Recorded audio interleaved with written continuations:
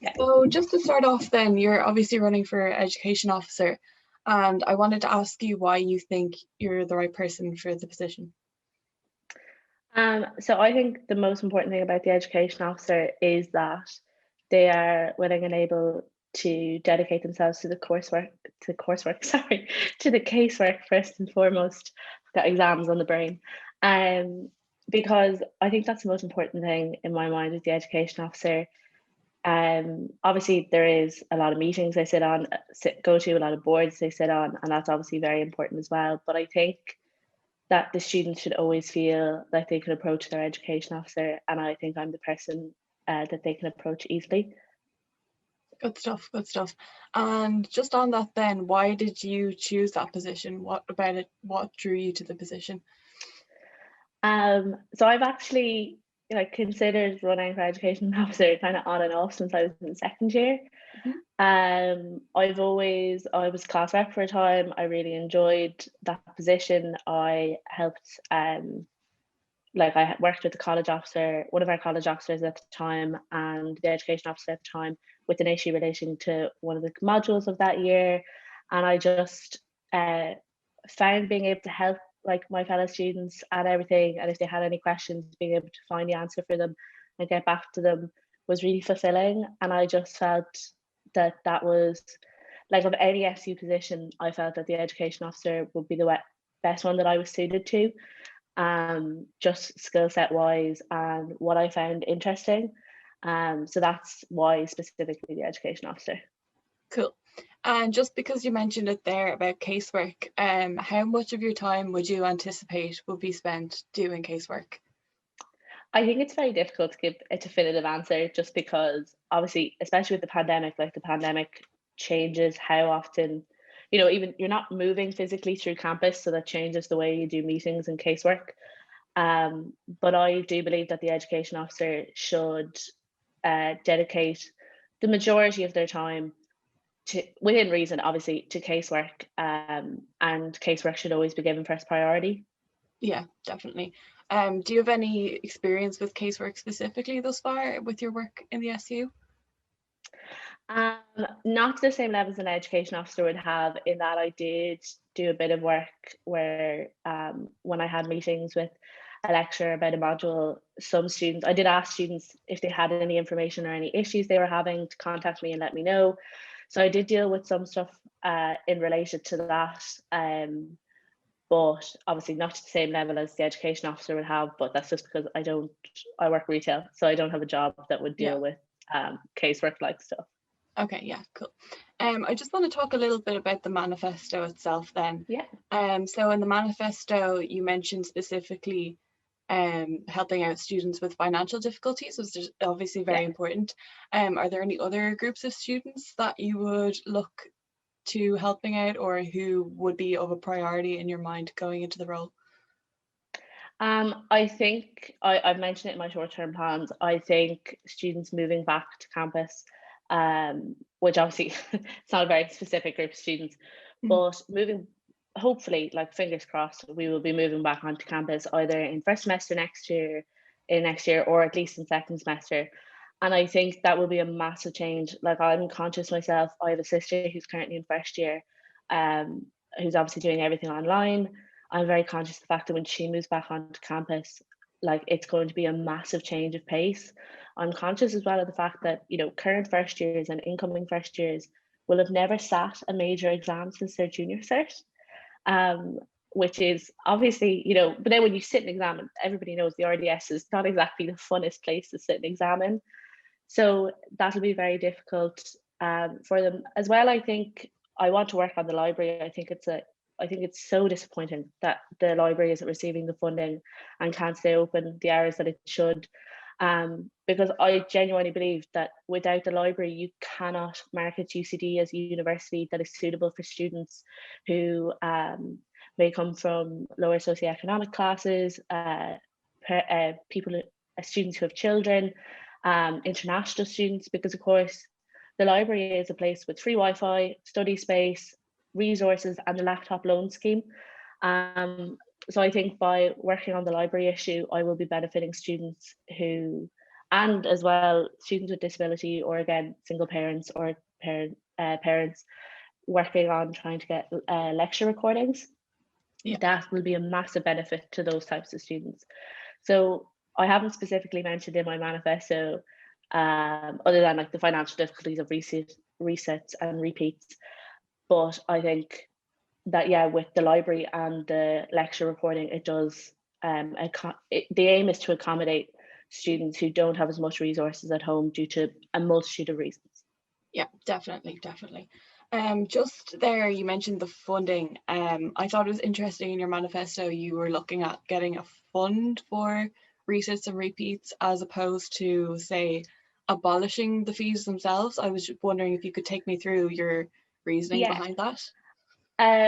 Obviously, I would be very much in favour of abolishing resit and repeat fees. I do think they're a huge financial hurdle to students, especially because having to resit or repeat an exam or module is tough enough as it is, and it takes enough, like it is very mentally straining. So I think then to lump students with a fee on top is incredibly unfair. However, I think that any movement to get UCD to reduce and or remove those, eventually remove those fees, is a long-term project. I don't think UCD are going to turn around overnight and say, actually guys, we've had a change of heart, away it goes. Yeah. So the fund is essentially to mediate the problem until UCD come around to see why students think that those fees should be abolished. Yeah, definitely. So it's just a step in the right direction. Is that it's to help students until we can get UCD to reduce or completely remove those fees. Fully get you there. And then just in terms of the role itself, how well do you think your predecessor performed in terms of the role? Anything you would change from that work or expand upon? Well, I obviously feel very sorry for Hannah, because I understand that she has had to take, and I've been speaking to her recently, and I understand that she has had to go on leave, which obviously has severely restricted how much she could get done. So and I understand she was working on casework, but I feel like, especially during the pandemic, due to the fact that she went on leave, it meant that students, I think especially kind of incoming students who may never have needed the union before, they just they didn't see her as a figure on campus, so they kind of had to look for her help more than, so I would try to be a bit more sort of like, hello, I'm here, signpost myself. But obviously that has to do with her own personal issues, and that is a more complicated situation than normally. Yeah, fully get you there. Just a couple of more questions, sorry. No problem. So we've always talked about the transition back to on-campus learning, which is obviously mentioned in your manifesto. I was wondering though, because we obviously don't have confirmation that that's going to happen anytime soon. So what kind of supports would you be looking for if, say, online learning is to just continue into the next year? I think a massive issue with online learning is students feeling overwhelmed and fatigued, which is, will obviously be in my role to try and advocate for students. I know even like I've chatted to people like friends of mine, my sister in her courses had issues with this, where, where professors are, recording themselves. It's over 50 minutes or an hour long, and they're putting it up at all sorts of hours. Just that, and I have no problem with if a lecturer is a night owl and they put their lectures up at 3 a.m, whatever, if it's 3 or 4 days before it's needed or whatever. But I think that, and I think it's understandable that lecturers have, because they're sitting at home, everybody's sitting at home in front of their laptops, and so if you're getting work done, you assume that everybody else is in the same situation as you. And I think that if we're to continue with online learning, it needs to be reinforced to the different program boards and different schools that lots of students are still working. It's also unfair to expect students to take on greater workloads regardless of their own personal situations. And so I think that'll be the main focus if we're still online, is trying to ensure that the workload is the same as it would be if you were in person, and that normal working hours are respected a little bit more. Yeah, definitely. I think the time zone issue has kind of gone out the window with COVID. For Yeah, like sure. I have a friend and she is in the States, and she moved back this year, and everything, and she had issues with the lecturer who refused to record lectures, and she was like, your lecture's at 4 a.m. for me. And the lecturer just refused to see how that would be an issue. Yeah.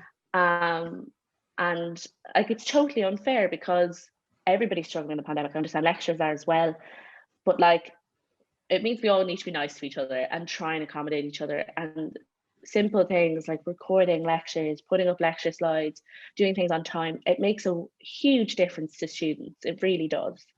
Definitely, yeah. And then just finally, I suppose, I think I only have one or two more questions. Yeah. With the obviously the no detriment policy didn't end up happening. But is that something you would support going forward if it were possible in, say, a utopia? Yeah, I would definitely 100% lobby and support it if that was what students wanted. I think the no detriment policy that existed, um, which is very poorly implemented, that's gone, that's dead. If we were to move forward with another no detriment policy, it would have to be renegotiated, and there would have to be different things. It also has to adapt because obviously our circumstances have changed drastically. Although we're still in the pandemic, we know more about it now. It's very different than, say, when people first moved online, and it was a snap thing. They had like like 2 weeks essentially to like really learn how to do things. Which means that the situation that no detriment policy had to deal with is very different than any future no detriment policy would have to deal with. How much leeway UCD will give to an idea of no detriment policy, I'm not sure, but I would be definitely happy to lobby and push for it if that's what students want and think will benefit them. Okay. And is there anything else you'd like to say to students, just in terms of your campaign or in terms of the election itself in general? Well, please register Yeah. is the big one. Please register and please vote. I really understand that students, especially this year, can feel very disillusioned with the SU and kind of see think what's the point. And like, I do get it, and I think the union has a lot of work to do in order to gain back total student support and trust. And I don't begrudge any student who's sitting at home going, well, what has the union ever done for me? But I would then ask those same students to kind of open their minds a little bit in a way, and try and engage with the SU. Obviously the onus is on the SU 100%, but if you want to make a change, then an immediate thing you can do is vote. And I would be delighted if you were to vote for me. My aim for this entire year essentially is to come out of it and be able to say I helped some students at least with their difficulties in UCD. I understand UCD's rules and regulations and everything can seem so complicated and so tough, and I've been there and I have, and it is very difficult to manage. But that's my goal, and if that is something you'd like to see as education officer, I would hope that you would vote for me. Great, good stuff.